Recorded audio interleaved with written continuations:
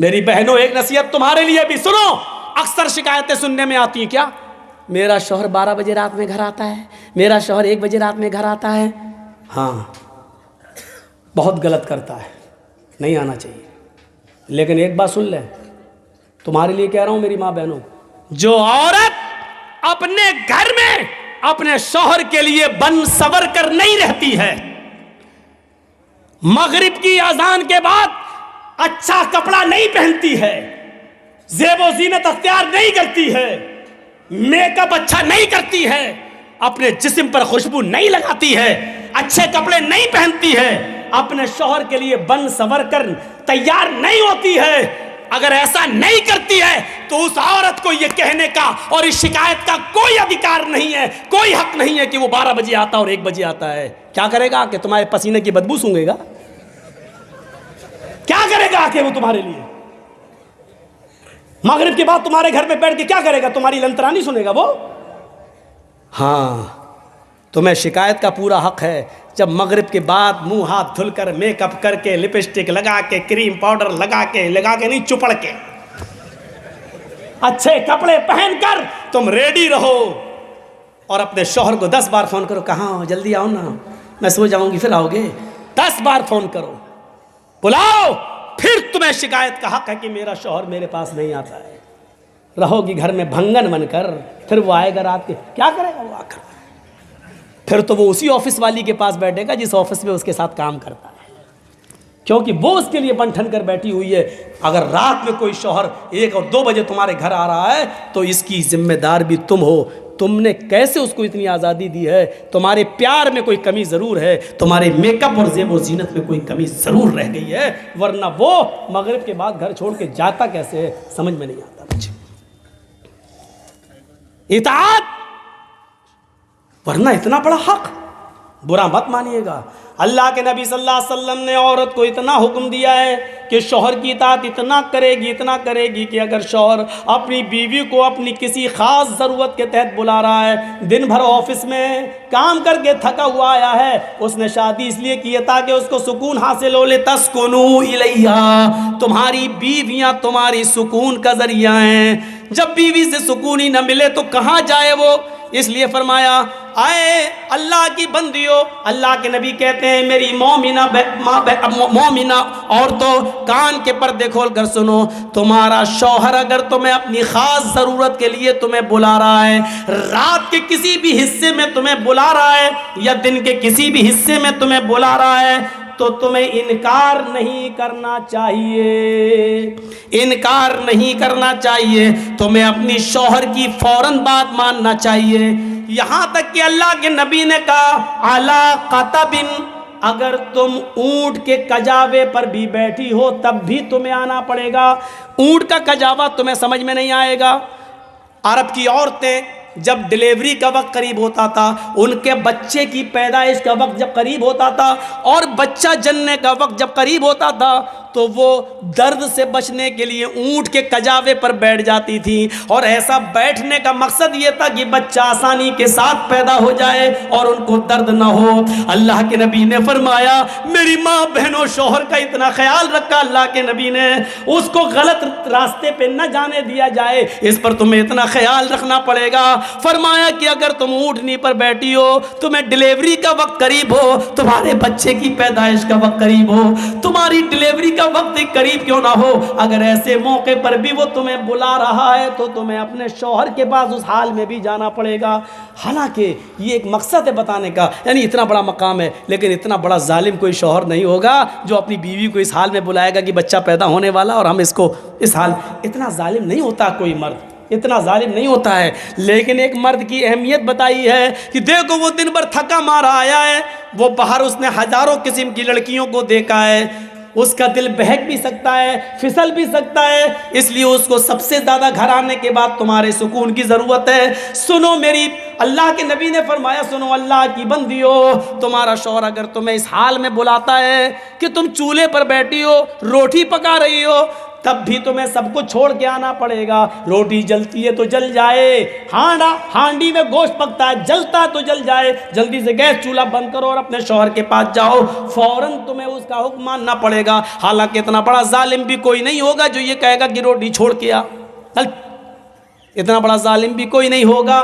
बताने का मकसद ये है कि वो जिस वक्त भी तुम्हारी ज़रूरत को महसूस करेगा, तुम्हें उसके पास जाना पड़ेगा। और मर्दों को भी हुक्म है कि वो अपनी बीवी को नाजायज़ तरीके से नहीं सताएं, उसके बुखार का ख्याल रखें, उसके दर्द का ख्याल रखें, उसकी नींद का भी ख्याल रखें, क्योंकि सुबह तुम्हें तो उठना नहीं है। तुम्हारे बच्चों को तैयार करना उसकी जिम्मेदारी है, स्कूल भेजना उसकी जिम्मेदारी है, उनका ब्रेकफास्ट तैयार करना उनकी जिम्मेदारी है। इसलिए बेहतर ये एक टाइम फिक्स कर लो कि हमें फला दिन तुमसे मिलना है।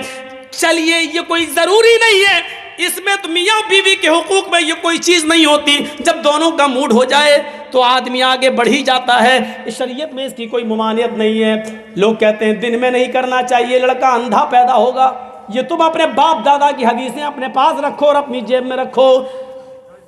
अल्लाह के रसूल ने तो औरत को हुक्म दिया है कि नफली रोज़ा तुम अपने शौहर की इजाज़त के बगैर नहीं रख सकती हो सकता है कि दिन में तुम्हारे शौहर को तुम्हारी ज़रूरत पड़ जाए और तुम कह दो मैं रोज़े से हूँ, और उसके दिल में आग लग जाए, फिर वो गलत रास्ते तलाश करता फिरे। इसका मतलब ये हुआ कि दिन के भी किसी हिस्से में शौहर अपनी बीवी से हम बिस्तरी कर सकता है।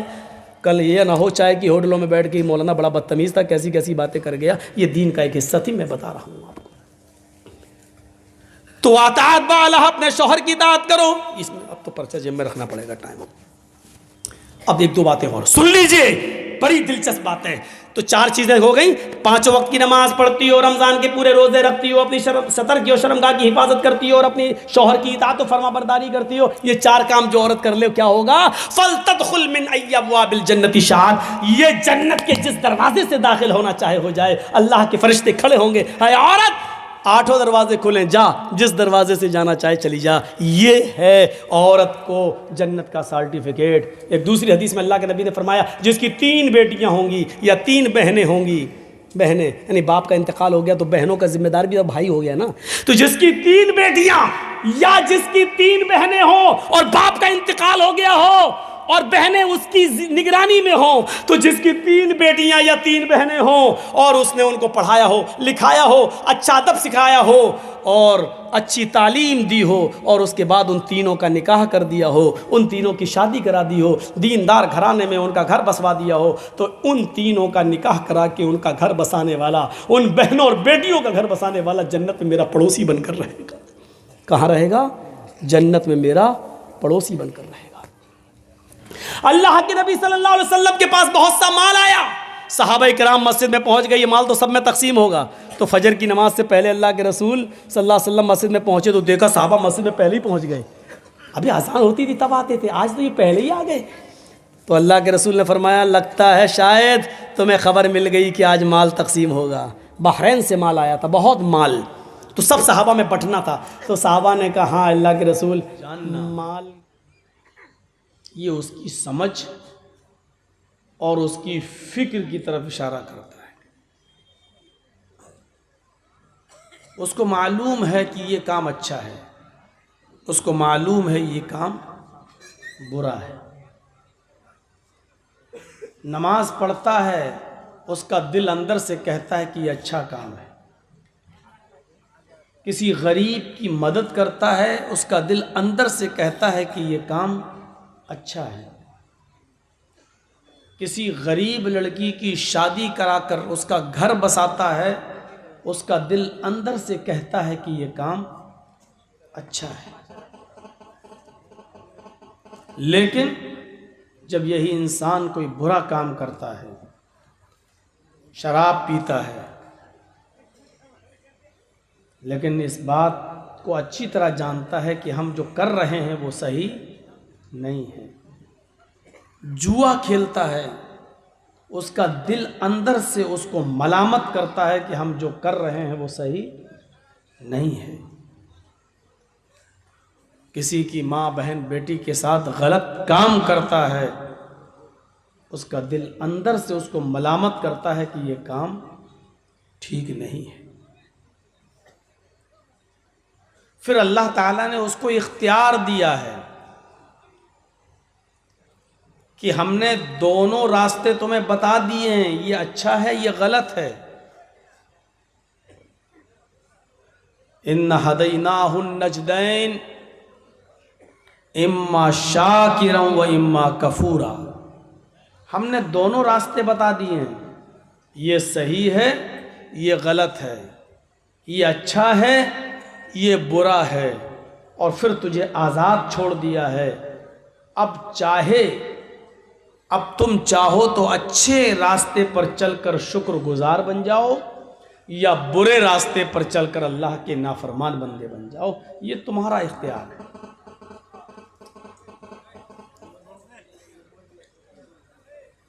तो कहना ये चाहता हूं कि ये अल्लाह की बड़ी नेमत है कि उसने हमें और आपको इंसान बनाया, और इंसान बनाने की हैसियत से ये अलग बात है कि दुनिया में बहुत से मज़हब हैं, उन्हीं मज़ाहिब में एक बड़ा मज़हब इस्लाम है, और आप इस्लाम की जब स्टडी करेंगे, इस्लाम का जब मुताला करेंगे, कुरान को जब आप पढ़ेंगे, हदीस को जब आप पढ़ेंगे, तो आपको पता चलेगा कि इस्लाम पूरा का पूरा इंसानियत से भरा पड़ा है।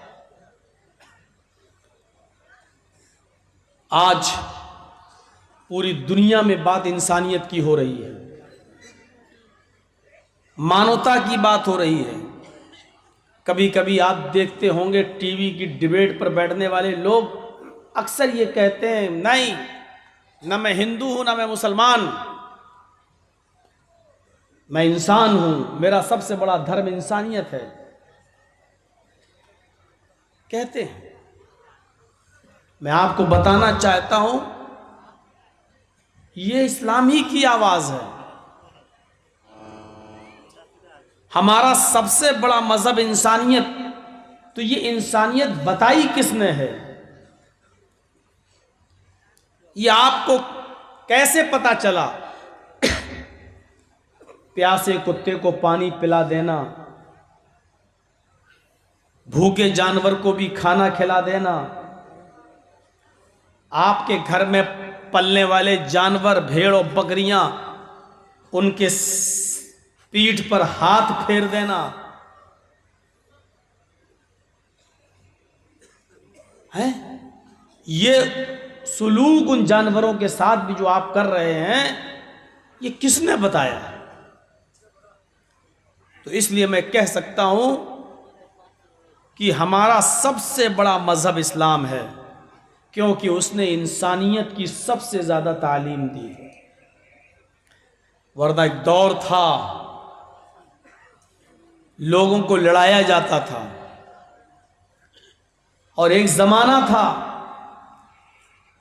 कि बड़े बड़े खूनी और खतरनाक शेरों को पाला जाता था, और बादशाह जब किसी इंसान को सजा देना चाहता था तो शेर को 4-5 दिन भूखा रखा जाता था, और उसके सामने फिर उस इंसान को छोड़ दिया जाता था, और चश्मे ज़दन में 1-2 मिनट में वो शेर उस इंसान को फाड़ देता था और उसको खा जाता था। एक जमाना था कि बादशाहों के दिलों में भी इंसानियत नहीं थी, और आज भी बहुत से लोग ऐसे हैं कि जिनके दिलों में इंसानियत नहीं है।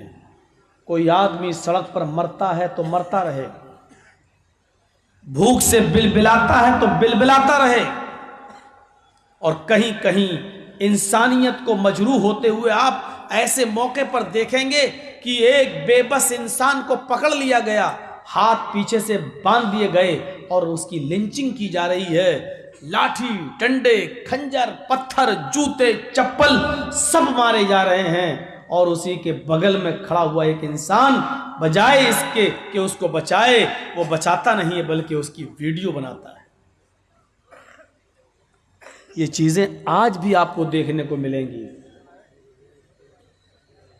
और सितम बालाए सितम तो ये कि ये काम जब कोई मखसूस और विशेष धर्म के लोग करें और उस पर किसी विशेष व्यक्ति का नाम लिया जाए, मसलन अफगानिस्तान में चले जाइए या अपने पड़ोसी मुल्क में चले जाइए, जब वहां किसी को मारते हैं तो नारा लगाते हैं, नारे तकबीर, और जब किसी का कत्ल करते हैं तो उधर भी कहते हैं अल्लाहु अकबर। और हमारे देश में यही नारा बदल जाता है, जय श्री राम या जबरदस्ती राम राम बोलो। बताने का मकसद यह है कि इंसानियत क्या है, क्या इन चीज़ों का इस्लाम से कोई ताल्लुक़ है, इंसानियत से कोई ताल्लुक़ है। चाहे वो अल्लाह का नाम लेकर किया जा रहा हो, चाहे वो जीसस का नाम लेकर किया जा रहा हो, चाहे वो राम का नाम लेकर किया जा रहा हो, अगर दुनिया में कोई इंसान किसी इंसान को मारता है तो वो इंसान नहीं रह जाता है। हमारा कुरान ऐसे कत्ल के बारे में क्लियर कहता है, साफ कहता है, मन कतल नफ्सन बिगैर नफ्सिन औ फसादिन फकअन्नमा कतल अन्नास जमिया। जिसने किसी एक इंसान को, किसी एक मनुष्य को कत्ल कर डाला, जिसने किसी एक इंसान को मार डाला। उलमा बैठे हैं, पूछिए, अल्लाह ने मुसलमान नहीं कहा, जिसने किसी एक व्यक्ति को, एक मुसलमान को नहीं, किसी भी एक इंसान को अगर मार दिया, चाहे वो कोई भी हो।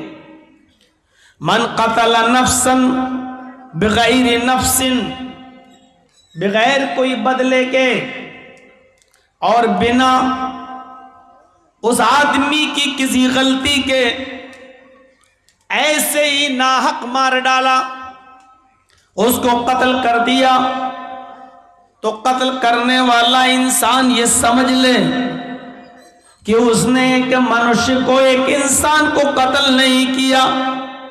कतलन नास जमिया, वो ये समझ ले कि उसने पूरी मनुष्य को, मानवता को, पूरी दुनिया की इंसानियत को कत्ल कर डाला, उसने पूरी दुनिया की इंसानियत को मार डाला। इससे ज्यादा इंसानियत का सबक दुनिया के किसी मजहब के अंदर नहीं मिलेगा। एक मनुष्य के कत्ल को, एक इंसान के कत्ल को, चाहे वो हिंदू ही क्यों ना हो, सिख क्यों ना हो, जैनी क्यों ना हो, बुद्धिस्ट क्यों ना हो, मुसलमान क्यों ना हो, किसी ने एक को मार दिया तो वो एक को नहीं मार रहा है, पूरी दुनिया की इंसानियत को मार रहा है, पूरी दुनिया की इंसानियत का कत्ल कर रहा है। इसको सच्चे दिल से कबूल करना चाहिए, इस बात को तरफदारी नहीं होनी चाहिए। यहां कोई मुसलमान किसी हिंदू को मार दे तो आप मुसलमान का फेवर करें, यह गलत है। इसी तरीके से कोई हिंदू किसी मुसलमान को मार दे और हिंदू भाई अपने उस हिंदू को बचाने की कोशिश करें, गलत है। सच बोलो और सच का साथ दो, चाहे जो भी हो। इंसानियत की इज्जत तो अल्लाह रब्बुल आलमीन ने भी की है। मुसलमान छोड़ दीजिए, आप पूरी इंसानियत की बात कर रहा हूं आज मैं। कुरान उठाइए, कुरान की आयत को फिर से देखिए। मैं पढ़ने जा रहा हूं आपके सामने, आयत को आप सुनिए और उसके एक एक लफ्ज पर गौर कीजिए कि अल्लाह ताला ने पूरी इंसानियत को कितना बाइज्जत बनाया। वलक़द कर्रमना बनी आदम व हमलनाहुम फिल बर्रि वल बहर व रज़क़नाहुम मिनत तय्यिबात व फ़ज़्ज़लनाहुम अला कसीरिम मिम्मन खलक़ना तफ़ज़ीला। 4 चीजें बताई गई हैं और ये किसी धर्म से नहीं जोड़ी गई हैं बल्कि इंसानियत से जोड़ा है। पहला लफ्ज देखिए कुरान क्या कहता है, वलक़द कर्रमना बनी आदम, हमने आदम के हर एक बेटे को मुअज़्ज़ज़ बनाया है, हमने आदम की हर औलाद को इज्जत दी है, हमने हर एक इंसान को अजीज बनाया है, हमने हर एक इंसान को बाइज्जत बनाया है। अल्लाह ने ये नहीं कहा कि हमने हर मुसलमान को बाइज्जत बनाया है। बनी आदम, अल्लाह कह रहा बनी आदम को, आदम के बेटों को, सारी औलादें आदम को। पहले जुमले पर गौर करो, यानी सब बाइज्जत हैं, आप किसी की इज्जत के साथ खिलवाड़ नहीं कर सकते। वलक़द कर्रमना बनी आदम, और हमने बनी आदम को, आदम के हर बेटे को मुअज़्ज़ज़ बनाया, मुकर्रम बनाया है, हमने हर आदम के बेटे को इज्जत दी है। पहली चीज, वहमलनाहुम फिल बर्रि वल बहर, और हमने उनको खुश्की में और समंदर में, पानी में हमने उनको उठाया है। वहमलनाहुम फिल बर्रि वल बहर, खुश्की हो या फिर पानी, हमने उनको उसमें जगह दी है। देख लीजिए आप, एक इंसान सफर करता है, खुश्की का भी सफर करता है, पानी का भी सफर करता है, नाव में बैठता है। हमने ये पानी, ये दरिया, ये समंदर सिर्फ एक मखसूस मजहब के लिए नहीं बल्कि सबकी को अता किया है। समंदर या नदी या दरिया के पानी पर मुसलमान ये नहीं कह सकता कि हमारा हक है, हमारे रब ने इसको पैदा किया है। नहीं, उस पर हिंदू भी सफर करता है, मुसलमान भी सफर करता है, सिख भी सफर करता है, कश्तियों में सब बैठते हैं, पानी के शिप में, जहाज में भी सब बैठते हैं और सफर करते हैं। और यही हाल खुश्की का भी है। अगर आपके पास मारुति है तो दूसरों के पास भी है, अगर आपके पास स्विफ्ट डिजायर है तो दूसरों के पास भी है, अगर आप सड़क पर सफर करते हैं तो दूसरा भी सड़क पर सफर करता है। आप ये नहीं समझ सकते हैं, न ये कह सकते हैं कि इस खुश्की पर सिर्फ हमारा हक है, क्योंकि हम अपने रब पर ईमान लाए हैं। अल्लाह ने क्या कहा, वलक़द कर्रमना बनी आदम, हमने हर आदम के बेटे को मुकर्रम बाइज्जत बनाया है, और हमने उनको उठाया है समंदर में भी और खुश्की में भी। खुश्की और समंदर, पानी में भी हमने उनको सफर कराया है, हमने उनको उठाया है। वरज़क़नाहुम मिनत तय्यिबात, और हम जो पाकीज़ा रोज़ी देते हैं हम उन सब को देते हैं, सिर्फ मुसलमानों को नहीं देते हैं। अगर जमीन से सब्जी